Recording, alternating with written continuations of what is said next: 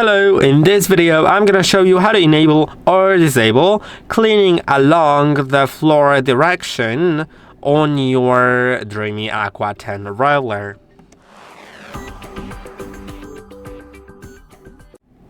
First, let's edit the map a little bit. Select the map editing button and then go to map editing, floor material, and select the room that you'd like to change the floor direction in.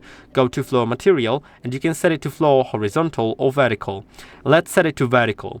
That will mean that the robot path will be vertical, which reduces collisions with floor, and that way it's just safer for the floor. Let's click on three dots in top right corner now and floor cleaning settings. Now you can enable cleaning along the floor direction, and now the robot will clean the floor along its direction to minimize scraping against the floor seams.